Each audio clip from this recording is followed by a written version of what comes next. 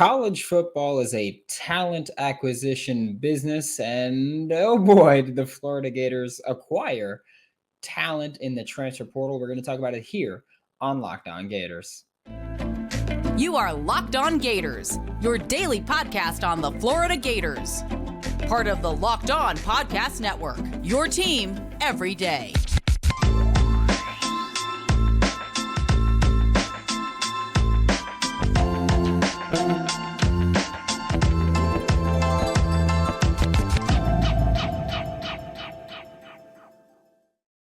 Hi. Hello. Welcome back to another episode of Locked On Gators, part of the Locked On Podcast Network, your team every day. Thanks for making Locked On Gators your first listen of the day. We are available daily and free wherever you listen to the podcast. Happy Wednesday. I'm Brandon Olson. Find me on Twitter at WNS_Brandon. You can find my written work with Whole Nine Sports and Giants Country of SI.com. Today's episode of Locked On Gators is brought to you by FanDuel Sportsbook, the official sportsbook of Locked On. Make every moment more. Visit FanDuel.com/lockedon to get started.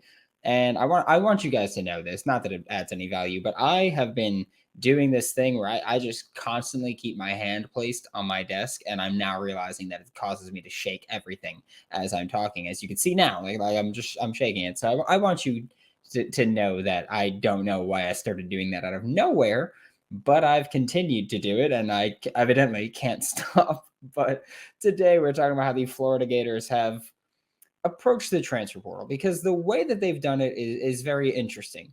You look at schools like TCU, who's had huge portal ads, and Oklahoma, who's had huge portal ads. And it seems as though Florida's taking a bit of a different approach. Florida's going, okay, we lost this player, we're going to replace them in the portal, while also trying to replace them in the future through high school recruiting.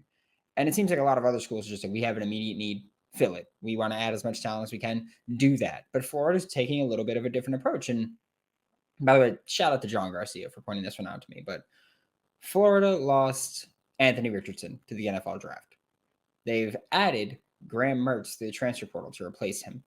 And I will say this, because I'm going to go through who they lost and how they replaced them. But I will also say that Florida lost starters or contributors, and not only look to replace them with freshmen in long term, but look to immediately replace them in the transfer portal. You can't always get players that are equal or better at every spot, but you've at least added stopgaps here. And that's an important part, where Graham Mertz is not Anthony Richardson. He might end up being more efficient than Anthony Richardson, and the passing game might improve significantly because Graham Mertz will make the simple passes that Anthony Richardson couldn't. But Graham Mertz can never make the plays with his legs that Anthony Richardson made. So you can't replace AR, because AR's a unicorn. You can't replace him. However, you can do your best, and that's what Graham Mertz is, a stopgap until DJ Lagway is here and ready. It's also important to note that Graham Mertz has 2 years of eligibility, so it is possible that Graham Mertz is here for 2 years. Lost Gervon Dexter to the NFL draft. You replace him with Cam Jackson, an all-AAC player, all-conference player, and Caleb Banks, who is more of a long-term ad. He's kind of just more of a developmental type player here. You lost Ventrell Miller and Amari Burney at linebacker. You've added Taraja Mitchell, Manny Nunnery, and Deuce Spurlock, like Caleb Banks, is probably more of a long-term ad, whereas Taraja Mitchell immediately going to step into that Mike linebacker role that Ventrell Miller left. I'm not sure if he's going to start, but he's going to step into a role. And Manny Nunnery is going to play that Amari Burney role, because he played a similar role at Houston in a similar defense under Doug Belk. So you're going to see that. You lost Osiris Torrence and Ethan White. Osiris Torrence to the NFL draft, Ethan White to the transfer portal. He's now at USC. You've added Micah Maskua and Damian George. And Damian George you're going to hear twice, because he's someone who I think he can genuinely play inside or out. So I think it's going to be, okay, Keontae Goodman, who I'm about to talk about, isn't up to speed yet. Damian George is going to step in at right tackle, because Cam Waits is also out with an Achilles injury, so he's probably going to miss the entire season. You lost Richard Garage and Michael Tarquin at tackle. You've added Keontae Goodwin from Kentucky, who last season was one of the most highly sought after offensive tackles in the country. I think he was number 6 tackle in the country coming out of the 2022 class. He did burn his red shirt last year at Kentucky, which actually really irritates me because I'm fine with playing a player rotationally and burning their red shirt. Like if they're not starting but they're playing consistently and you burn their red shirt, that's fine with me. What I hate is that Kentucky burnt Keontae Goodwin's red shirt playing him on special teams. And that's just moronic. He played like 5 offensive snaps last year, but was consistently on special teams. I promise you, you had veteran depth somewhere that you could have had playing on special teams there. Or I don't know, because again, I know that when Keontae Goodwin went to Kentucky, one of his biggest things was, I feel like I could play early here. I don't know if Kentucky was like, oh yeah, special teams, and they thought that that would be good enough to keep him, but that was just a stupid idea from Kentucky, and I hated they burned his red shirt for that. And you added Damian George, of course, again from Alabama, who I believe could play inside or out and will likely just slot in where he's needed. So simple as that. In the backfield, you also lost Naquan Wright and Lorenzo Lingard, who neither of them were major contributors by even the halfway point in the season. And you've added Cameron Carroll out of Tulane, who I know that there's a lot of Gators fans and a lot of Gators media that is like, okay, well, Cam Carroll's your third running back. He's not going to play much. I will bring back the same point that I brought up when he committed to Florida, which was, I feel like he is going to play. I don't know how much he's going to play, but I think he's going to play on a weekly basis because he is a pass catching back. Like that's what he's not necessarily even really a dual threat back. He's like James White, where it's like, we're gonna run the ball with you. And James White, of course, used to be at the Patriots, if you're not remembering that. Or Darren Sproles, where it's like, we're not really gonna run the ball with you that much. We will eventually, or we will sporadically, just to make defenses trust that, hey, we will run the ball with him right now. But I don't think he's going to be a big part in the running game. I think he's going to be a big part in the passing game because here's the thing also. You're losing the running ability that Anthony Richardson gave you and Graham Mertz does not have. So your passing attack needs to be more effective. It needs to be more efficient. So you bring in a running back like Cam Carroll and you say, okay, we're going to throw the ball to you because that's what you're really good at. And I spoke about this with John Garcia a few weeks ago when we were talking about, I'm sorry if I'm screwing up who we were talking about. I think it was Anthony Carey. And we were talking about him as kind of a dual threat back. And it made me ask, is Florida just not interested in throwing the ball to running backs, or did they not trust Naquan Wright and Lorenzo Lingard last year? So their selling point is, we want to throw the ball to running backs.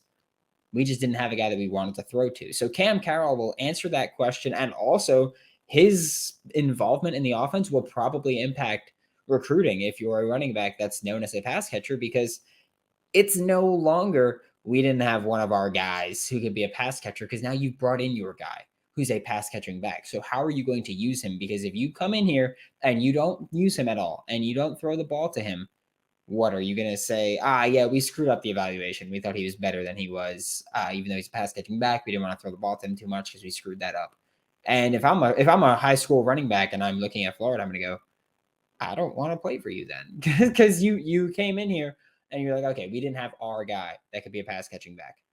And then you brought in your guy and didn't use him still. How do I know you're going to use me right? So I do think Cam Carroll will have kind of a larger role on recruiting than people realize. And I will say again, I think Cameron Carroll will be used as a pass catcher. I'm not saying that, this is his role. I think he will be used as a pass catcher, and I think that this coaching staff wants to use him as a pass catcher. Yesterday, we talked about the cornerback room. Today, we're going to talk about the safety room. But first, today's episode of Locked On Gators is brought to you by FanDuel, because the NFL playoffs are here. The Super Bowl is this Sunday. And we at Locked On are really excited about our new sports betting partner, because it's the number one sports book in America, FanDuel. And I'm going to let you guys know this now. I'm going to let you in on the skinny, because I've already placed my bet. In fact, I'm going to find what the odds were on it, because I placed my bet yesterday on FanDuel when I saw that line became available, and it was total number of players to have a pass attempt. I took over 2.5 at plus 154 odds. So if I put $100, then I profit $154. I get a total return of $254. I placed that bet because here's the thing. I know Nick Sirianni. I know Shane Steichen. I know Andy Reid.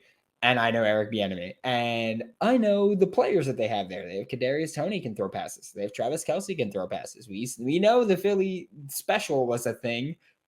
I totally feel like Philly's going to bring that back for the Super Bowl. So do that. New customers can join, place a $5 bet, and receive $150 in free bets, win or lose. Sign up at FanDuel.com/lockedon. Thanks again for making Locked On Gators your first listen of the day. We're available daily and free wherever you listen to podcasts. And now, like I mentioned, yesterday we talked about the corner room. Today we're talking about the safety room. We're doing it the same way. Right now we're talking about returning safeties. And next segment we'll talk about new additions to the safety room, which significantly less than corners, but still we're going to talk about it. So first name that we're going to talk about is Miguel Mitchell. And I'm bringing up Miguel Mitchell because I want you to know this right now, and I want you to hear this right now. I understand that last year Miguel Mitchell primarily played the star role. Okay? The expectation, and if you listened yesterday, you know what I mean when I'm saying the expectation should be, just wink, wink. The expectation for 2023 should be Miguel Mitchell as one of the starting safeties on the back end. That should be the expectation, that Miguel Mitchell should be one of the starting safeties in 2023. I've been hearing awesome things about him from inside. And yeah, the expectation is that he should be a starting safety. And I'll even let you in on this. I'll let you in on this. I was told Miguel Mitchell is probably our best safety right now. That's what I was told. So Miguel Mitchell, welcome, because you're probably going to be a starting safety in 2023 because you've earned that. Like that's what I'm hearing, is that Miguel Mitchell is probably our best safety right now. So Florida Gators fans, I know he played star last year. I know that I spent a while saying, okay, start him at star next year. Apparently right now the plan is to start him at safety. So get used to hearing Miguel Mitchell there. And the other guy that we're going to talk about right now is Kamari Wilson, who is probably who many people thought is our best safety right now. But no, highly touted safety out of IMG. Didn't play nearly as much as myself and other Gators fans expected. He didn't play as much as we expected, which I really think goes to show how difficult it is to play safety in this defense. Because I've said it, safety and linebackers, you're asked to do more than anybody else in this defense. That's a tall task, especially for a true freshman like Kamari Wilson to come in. And Miguel Mitchell played star more than anything else, so he didn't even come do it. But Kamari Wilson is someone that I do think will get playing time this year. I do think he will start this year. I know that Miguel Mitchell is getting high praise because what you start two safeties. Kamari Wilson, I think, will be the other one. I think that that's something that he's going to start at. I think it's a role he's going to thrive at. I think that he struggled, or not even think, I know that he struggled at points in 2022. He did make some plays where I was like, okay, those are flashes of being a genuinely good SEC safety, maybe even genuinely great SEC safety. Like you look at, I think it was the Eastern Washington game, which, yeah, I know, Eastern Washington, take it with a grain of salt, but there was one play where, if I'm not mistaken, he lit up the receiver over top, and the dude held on to it, but it was a great play by Kamari Wilson. And then sometimes, you can make a great play, and sometimes other guys make a better play. And I think that's what happened. But Kamari Wilson is someone who I do think flashed potential of being very, very good. And I think that with this offseason under his belt and getting starter snaps for most of the offseason, most likely, assuming he remains healthy, you're looking at someone who can genuinely contribute to this defense as a starting safety and genuinely make big plays. So I'm looking forward to it. Whether or not he starts, he's going to play a significant number of snaps. Simple as that. Kamari is going to be a contributor to this defense in 2023. The last player to talk about that was in this secondary last year, and I think should be considered for a starting safety spot, Jadarius Perkins. I'm not high on Jadarius Perkins. I know that yesterday I tweeted out, what would Gators fans like about this potential secondary, or how would you feel about this potential secondary? And I left Jadarius Perkins off of it, which, by the way, I know I've shared the tweet a million times. I'm going to do that with multiple position groups throughout this time, so he'll be on there eventually. And I left him off there because I'm not high on Jadarius Perkins. I'm not at all. I don't think he's great at star. And I got comments. Why isn't Jadarius Perkins a star? He's flashed enough. Here's the thing. No, he didn't. Simple as that. Jadarius Perkins has been mid for 2 years, is what I'll say. And I don't like using mid, but he's been mid for 2 years. He's been more of a star player this far. I don't think that's his spot. I think Jadarius Perkins will be better at safety than he was at star. Will he be good? Will he be great? I don't know. But guess what? He's average at best at star. Move him back. Get him to safety and just let him make plays and be like, okay, dude, that's what you're doing now. Because I genuinely don't think that he's a starter quality star player in this defense. But I do think that you can put him in at safety and say, this is where you're going to thrive. You are one of the most experienced. Actually, if I'm not mistaken, he is the most experienced player in the secondary now, just in terms of years in school. This is going to be his third year in Gainesville. He was at JUCO before that. So, yeah, Jadarius Perkins, play safety. You're the most experienced guy. You should get this down pat. Do it and see how you do there. We're about to talk about the new additions to the safety room. There's two guys that we're going to talk about. But first, a quick word from our sponsors. Thanks again for making Locked On Gators your first listen of the day. We are available daily and free wherever you listen to podcasts. And we're talking about the new additions to the safety room. And there's two players that we're talking about that I am excited isn't the word. Like, I am freaking stoked about them. That's what I'm going to say. I'm freaking stoked. And those are not words that I usually use, but that's what I'm using for them.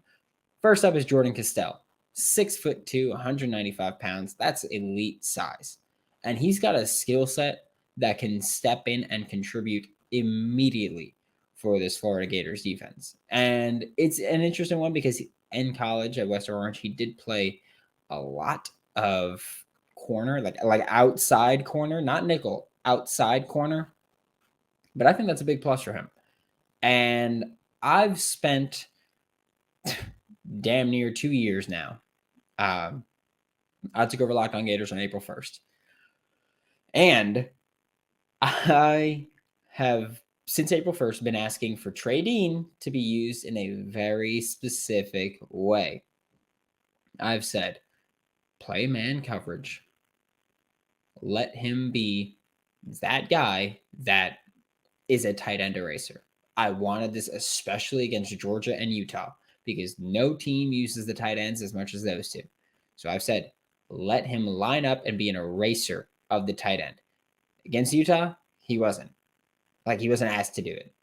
Against Georgia, he was asked to do it at times, and Georgia was arguably the best game we saw Trey Dean play. I know Brock Bowers made that sick catch down the sideline, I think near the 3-yard line or something like that. And it was a hell of a play. And that was one of those times, like I mentioned earlier, you'll see a guy make a great play. Sometimes someone else just makes a better play. Trey Dean was blanketing Brock Bowers on that play, and Brock Bowers just made one hell of a play. I think Jordan Castell can do what we wanted Trey Dean to do. I think Jordan Castell can be what we wanted Trey Dean to be. And I think Jordan Castell can do that early. He, again, 6'2", 195, experience playing outside corner. He showed up to camps and he lined up in man coverage in one-on-ones and won reps against wide receivers. He's a freak of nature.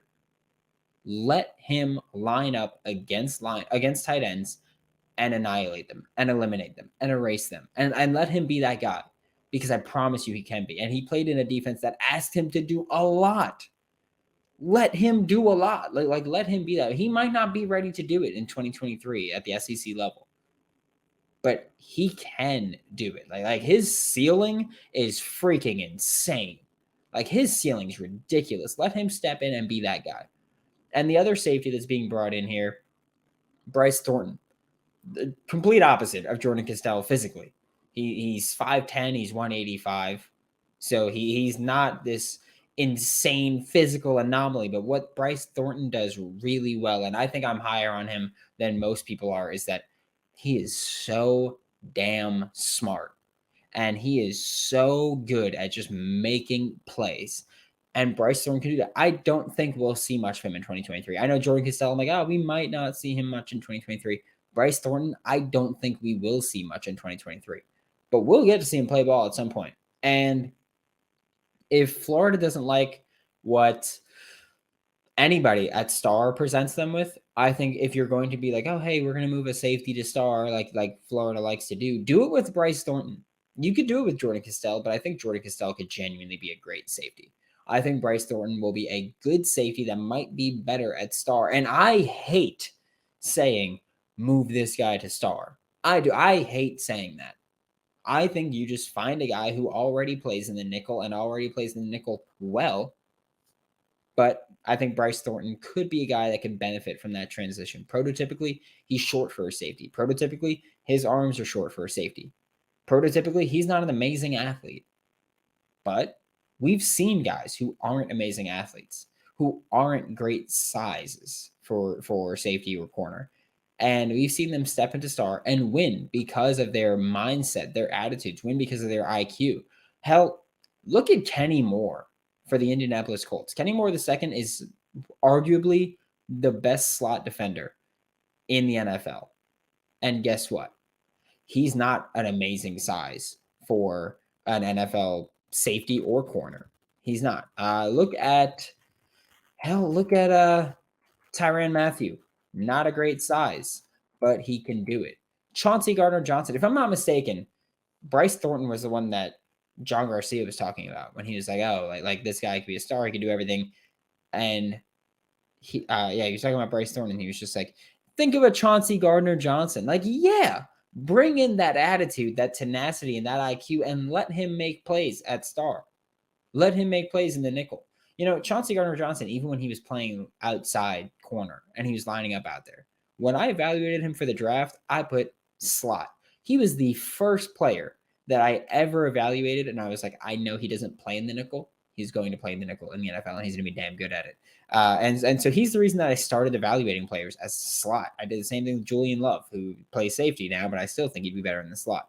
So Bryce Thornton is a guy where I'm generally against saying, okay, move him to star. Bryce Thornton might be that guy, and that's fine. Like, that's not an insult. Star is an amazing position. It's incredibly difficult, and I know that I've told the story before, but I tried playing in the nickel. Nope, couldn't do it. It's hard as hell to do. It's probably the hardest position to play in the secondary. So, Bryce Thornton, if you can do it, do it. Thanks for making Locked On Gators your first listen of the day. Every day, we're available daily and free wherever you listen to podcasts. We'll be back to talk more Florida Gators football tomorrow. For your second listen, check out Locked On SEC, hosted by Chris Gordy of Sports 790. Get the best coverage on the best conference, including the best university, the University of Florida. Right there, baby. All about the swamp. For Locked On Gators, I'm Brandon Olson. Don't forget to follow me on Twitter at WNS_Brandon. Find my written work with Whole Nine Sports and Giants Country of SI.com. And I will see you all tomorrow.